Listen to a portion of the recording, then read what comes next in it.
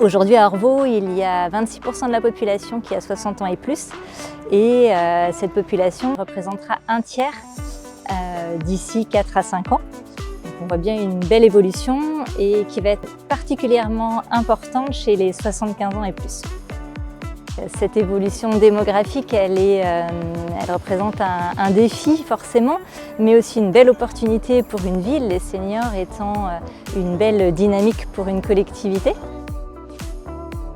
La commune d'Orvault bénéficie d'une vitalité associative remarquable qui touche l'ensemble des habitants et des habitantes, des plus jeunes aux plus âgés. Les seniors orvaltais trouvent ici une offre à la hauteur de leurs attentes. 75% d'entre eux adhèrent à une association.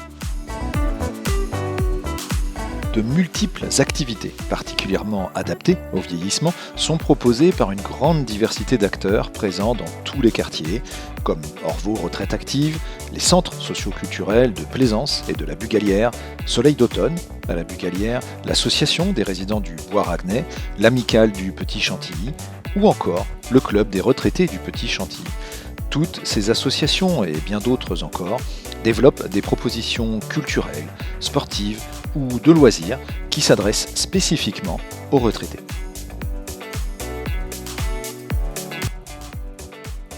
La ville d'Orvault met également en place différentes actions autour des activités physiques et de bien-être, de la culture et dans l'accompagnement des personnes en situation de fragilité. L'inscription en 2024 d'Orvault dans la démarche Ville Amie des aînés illustre cet engagement. Depuis un an, les services de la collectivité travaillent ainsi avec l'ensemble des partenaires à l'élaboration d'un plan d'action. Orvault est une commune qui est largement investie autour du bien vieillir et qui a formalisé cet engagement depuis 1 an et demi en travaillant sur la démarche Ville Amie des aînés, qui a permis d'identifier les besoins des seniors et futurs seniors dans un moment où le phénomène de vieillissement de la population s'intensifie. Cette évolution démographique, elle oblige Orvault à adapter ses politiques publiques, qu'elles soient en lien avec l'urbanisme, l'habitat, mais aussi le lien social, la culture, le sport, etc. Et elle implique aussi de proposer des services qui favorisent l'épanouissement et l'autonomie des seniors. Pour déployer ces accompagnements, que ce soit sur le numérique, le maintien à domicile, les déplacements, l'accès aux soins et aux droits ou à la culture, les agents municipaux sont à pied d'œuvre au quotidien, que ce soit au sein du service de soins infirmiers à domicile Orvault-Sautron, du centre local d'information et de coordination gérontologique Orvault-La Chapelle-sur-Erdre, du service senior qui propose notamment voiturage, un dispositif qui permet de se déplacer à un rendez-vous médical ou pour faire ses courses.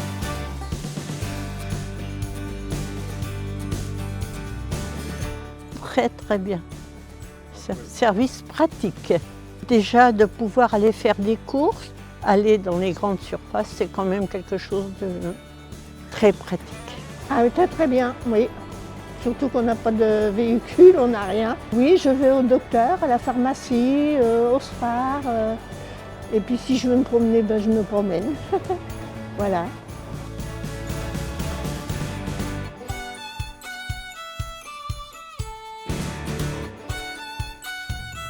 L'accueil du CCAS à l'hôtel de ville, l'espace France Service à Plaisance et le kiosque mobile qui se déplace vers tous les publics permettent de trouver les bonnes informations.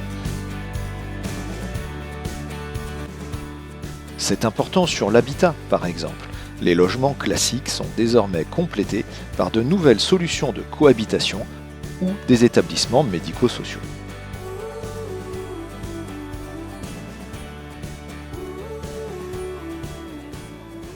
C'est vrai qu'aujourd'hui, notre métier, c'est vraiment de contribuer à ce que les seniors aient toute leur place à Orvault, à côté des autres générations.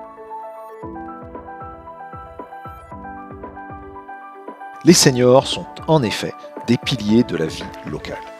À Orvault, 42% d'entre eux sont impliqués en tant que bénévoles et 28% envisagent de le devenir. En plus du soutien apporté à leurs proches, ils et elles constituent une ressource essentielle à la vie associative. L'association s'appelle Salentine Coup de Pouce et nous faisons de l'aide aux devoirs pour les enfants de l'école primaire de la Salentine, donc du CP au CM2.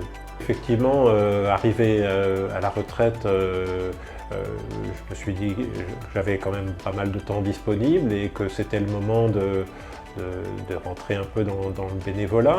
Je suis content d'aider des enfants qui ont un peu de difficultés scolaires. C'est bien pour l'égalité des chances aussi. C'est une manière de contribuer au lien social, de se sentir utile, de faire société. Voilà, d'aider un petit peu à ce que ça fonctionne bien entre tout le monde.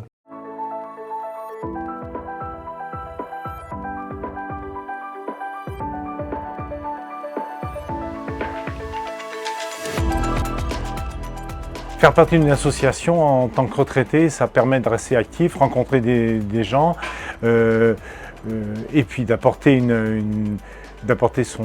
ses connaissances au bénéfice de l'association. Et surtout, beaucoup de rencontres avec des gens nouveaux et rester ouvert d'esprit tout au long de sa retraite. Voilà.